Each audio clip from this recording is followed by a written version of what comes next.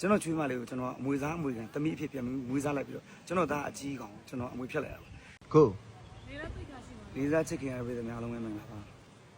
ကျွန်တော်အကြောင်းအရာလေးတစ်ခုရှင်းပြခြင်းလို့ line ပေါ်တက်လာတာပါပုံမှန်အားဖြင့်တော့ကျွန်တော် line ပေါ်ကိစ္စတွေကိုပြန်ပြီးတုံ့ပြန်လည်းမရှိဘူးရှင်းလည်းမရှင်းဘူးဘာလို့လဲ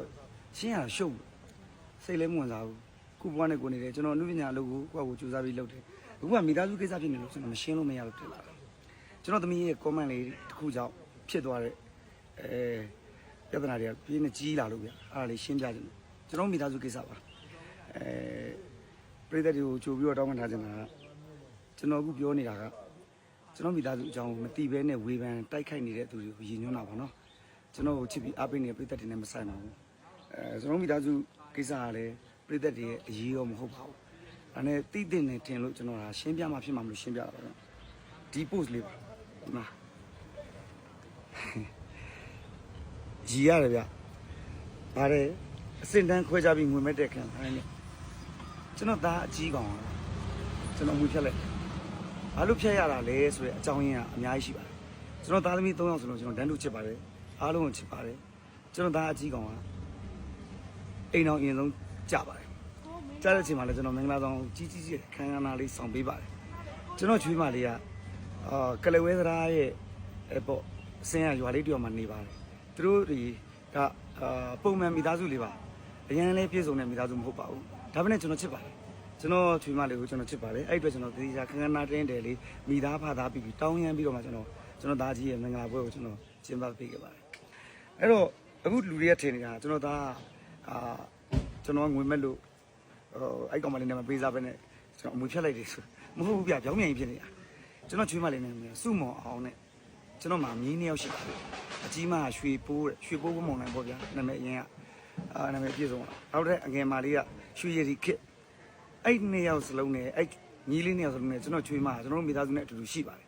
ကျွန်တော်ချွေးမလေးကိုကျွန်တော်အမွေစားအမွေခံတမိအဖြစ်ပြန်မွေးစားလိုက်ပြီးတော့ကျွန်တော်သားအကြီးကောင်ကျွန်တော်အမွေဖြတ်လိုက်ရပါဒီမှာရေးထားတာနာမည်လည်းသူတို့တခြားလည်းမသိပဲနေဗျာရေးထားတာပါတယ်သူ့နာမည်ကနေရဲနဲ့နာမည်ခက်စင်ဆိုပြီးတော့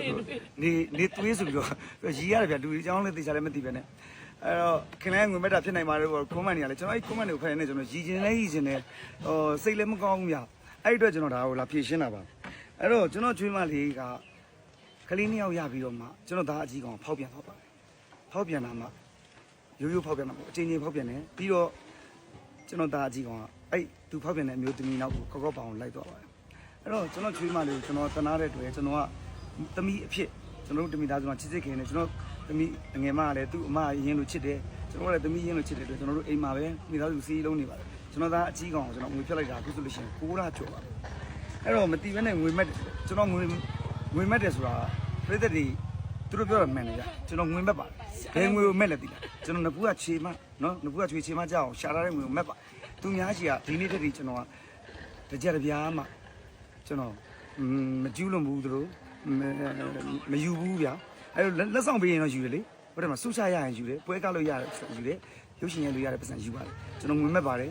ဘာကြောင့်ငွေမက်တာလဲဆိုတော့ကျွန်တော်မိသားစုအတွက်ကျွန်တော်ရှားပါတယ်ကျွန်တော်မြည်လေး2ယောက်အရွယ်ရောက်ဖို့အတွက်ကျွန်တော်ကြောင်းထားပေးရတယ်ကလေးတွေကိစ္စတွေအကုန်လုံးကျွန်တော်တာဝန်ယူရတယ်သားသမီးတွေအရွယ်ရောက်လာလို့သူတို့တွေလွတ်သွားပြီလို့ထင်နေကြမှာကျွန်တော်မြည်2ယောက်ကကျွန်တော်အတွက်ကျွန်တော်ရှာဖွေမှရမယ့်အခြေအနေမျိုးတစ်ခုကိုဆက်ရောက်လာတဲ့အတွက်ကျွန်တော်ငွေမက်ပါတယ်ငွေမက်ပင်နဲ့ကိုစူးစမ်းလို့ရတဲ့ငွေကိုမက်တာပါကျွန်တော်သူများရှာလက်ကားရတဲ့ငွေမမက်ပါအဲ့ဒါဒါကျွန်တော်ရဲ့ခံချက်ပါကျွန်တော်ဒီ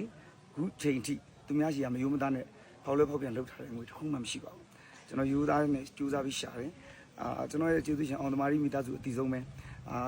ကျွန်တော်ကြိုးစားပြီးရှာတယ်သူတို့ရှိကကျွန်တော်ပစ္စည်းလေး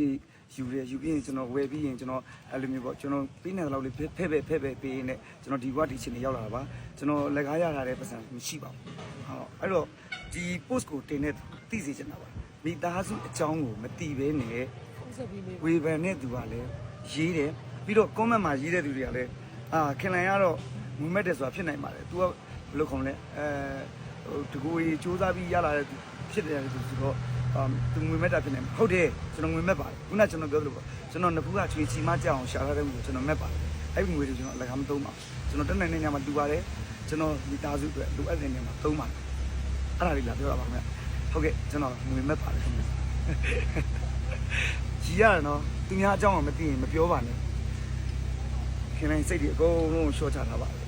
ကျွန်တော်ဆဲလဲမဆဲချင်ပြန်လန်းဖြစ်စီဖြစ်ရမှာလဲကျွန်တော်ရှက်တယ်အဲ့ဒါကြီးရှက်စရာကောင်းတယ်နော်အဲ့တော့ဒီ post ကိုတင်တဲ့ လူမြင်ပါစေ post ပန်ရှင်ရှက်တတ်ပါစေလို့နော်ရှက်တတ်ပါစေ